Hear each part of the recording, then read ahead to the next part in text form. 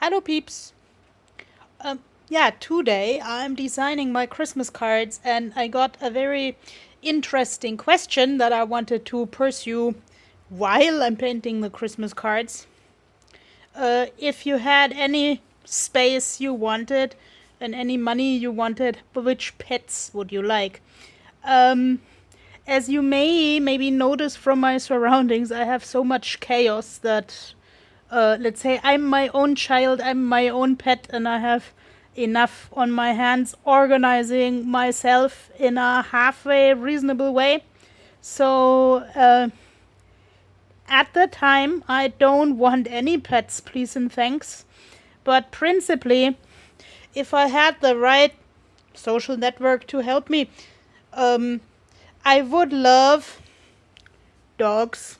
The bigger, the hairier, the better.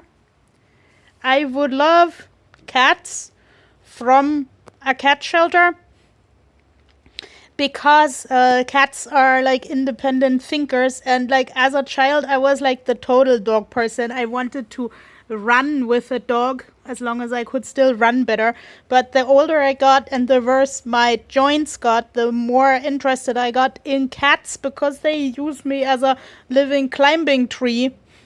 They sleep in my lap and they warm me when I have like flurries of whatever you call all these conditions that I have.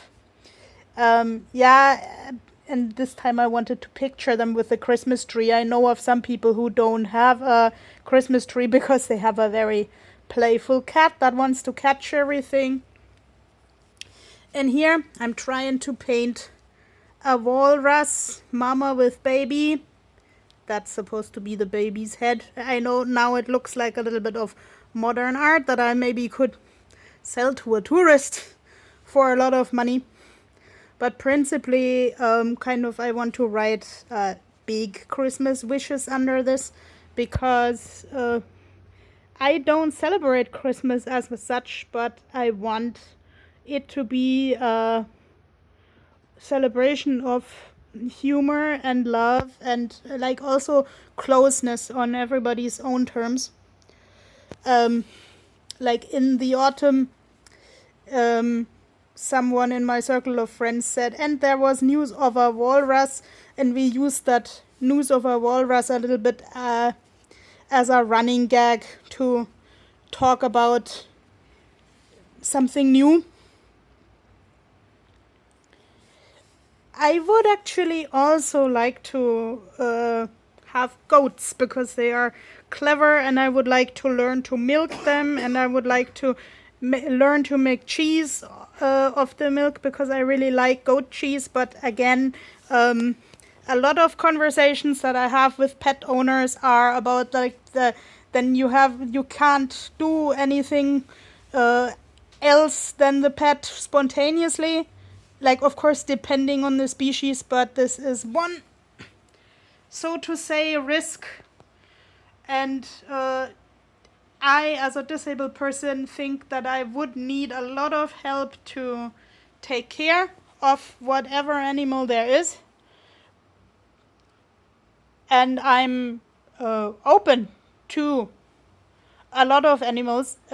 Like my favorite thing to do with animals is learning about them on the internet though, and studying for instance my friends' cats, how they move and how the feet are shaped and all that. Like even though that doesn't look perfect, I want to kind of develop how to see the animals, like sort of like David Attenborough sees all the animals through the camera and tells stories about them, and also about the planet and how we can protect it.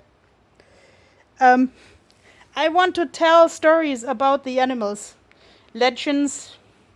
I want to learn to understand the animals and how their relation to people was through history. I had a lot of birds, fish, and rodents as a kid. Nowadays, I wouldn't want to keep any birds anymore without outside help. I might be interested in rodents again, but in the moment, I'm not in surroundings that are like appropriate to gerbils or tegus, because they would just bite all my cables and they would hide underneath my clothing. Yes, it would be sort of amusing to have a chipmunk, because the chipmunk would bury its nuts in my piles of clothing. No. But let's say I don't want to risk putting the chipmunk in the washing machine, then maybe I should also draw a card at some point with a chipmunk that says, "You drive me nuts." Yeah. So, the pet walrus would be a little bit big for my shower. I don't even have a bathtub. No kidding. Folks,